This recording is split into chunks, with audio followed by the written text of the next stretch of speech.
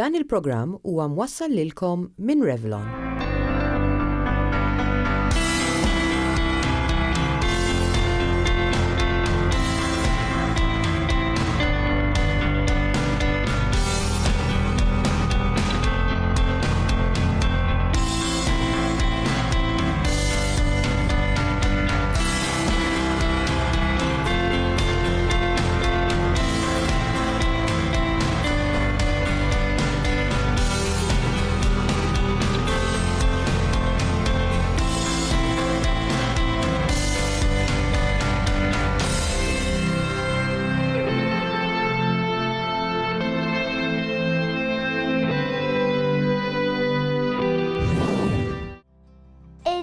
Dejjem tgħidli niet nikber bis-sigħat. Ma nafx jien dejjem l-istess narani, però veru minn bdejt iskola inħossni imdilt.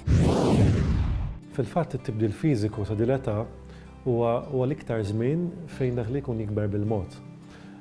It-tfal l-iktar li jikbru fl-ewwel ftit xhur, u mbagħad qisu minn sentejn lem ir-rata ta' kif jitwalu ħatkun ta' qisu bej 4 u 5 ċentimetri fis-sena.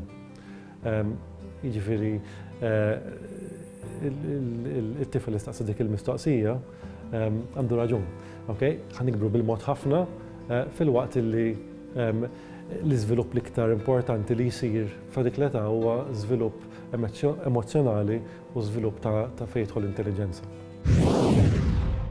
F'dawn is-snin li fihom it-tfal jibdew ikunu aktar indipendenti, iseħħ ukoll tibdil emozzjonali fejn it-tfal jibdew juru l-opinjoni tagħhom. Nafu wkoll li mill-ewwel jibdew jintwerew sinjali f'każijiet fejn ikun hemm problemi marbuta ma' dan l-iżvilupp. Mela, hemm problemi varji.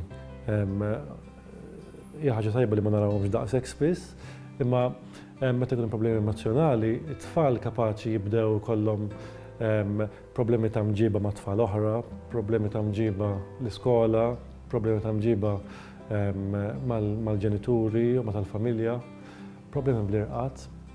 Hemm ħafna affarijiet li t-tfal jistgħu juru mingħajr ma jafu li jkun hemm problemi emozjonali.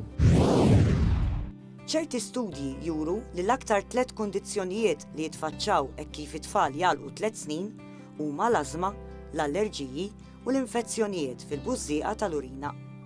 Kemm hu minnu dan u għaliex? L-aktar kundizzjonijiet illi jaffettwaw it-tfal ta' bejn 3 u 6 snin, ħafna drabi huma affarijiet li għandhom jħassmu infezzjonijiet, għaliex dak huwa iż-żmien fejn huma jkunu in contact ma' tfal oħrajn, jiġifieri jibdew marru l-iskola, jilagħbu flimkien, jiġifieri affarijiet jittieħdu, ovvjament huma l-iktar komuni f'da żminijiet. Issa affarijiet jittieħdu fix-xitwa qegħdin nitkellmu fuq irjieħat, flissjonijiet, influenza, affarijiet hekk. Ovvjament hemm infezzjonijiet oħrajn bħal il-gastroenterite fejn tfal jirremettu jkollhom id-diarrea, kundizzjonijiet li jaffettwaw il-ġilda, però hemm affarijiet oħrajn li jistgħu jkunu komplikati, ħafna drabi komplikazzjonijiet ta' affarijiet li jittieħdu bħal pereżempju l-ażma.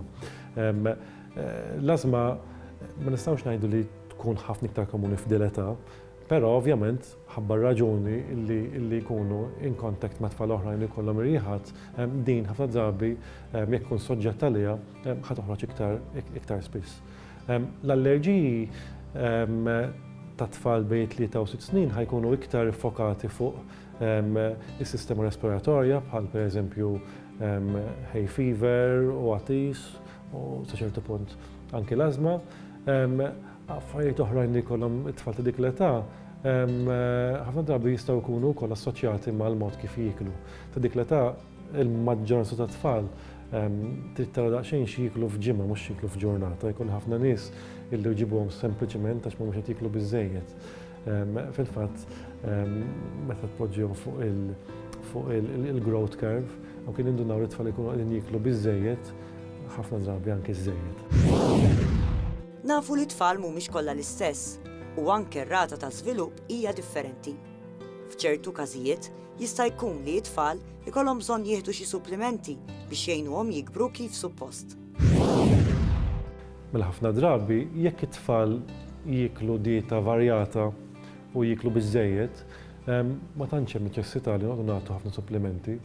Però jekk it-tfal ma jiklux biżżejjed jew inkella jiklu tip ta' ikel li mhuwiex sostanzjuż biżżejjed, f'dak il-każ huwa importanti li nagħtu supplementi fil-forma ta' xi vitamini, ħafna drabi tkun multivitamin li jkun fiha l-vitamini kollha neċessarji kif ukoll ħadid, żingu, magneżju u affarijiet hekk li jistgħu jgħinu it-tfal jiżviluppaw aħjar.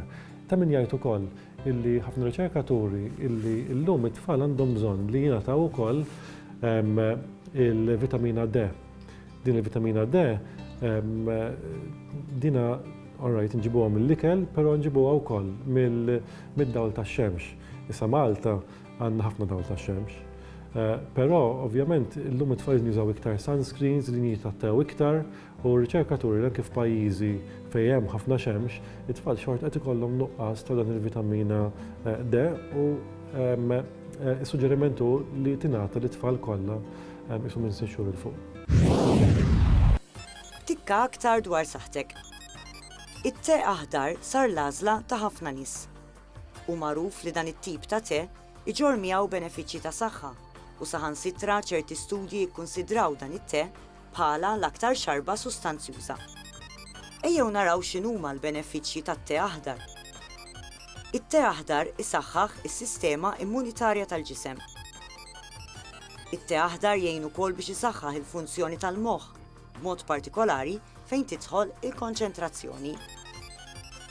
Dan it-te jgħin biex l-enerġija tintuża aktar malajr u bekk il-metabolizmu jaħdem b'mod aktar maġġel. Studji oħrajn juru li t-te aħdar ibbiet ukoll ir-riski ta' ċertu tipi ta' kanċer, fosthom il-kanċer tas-sider u tal-prostata.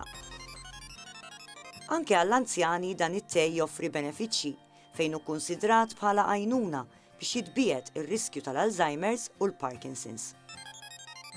Tikka aktar dwar saħtek għada.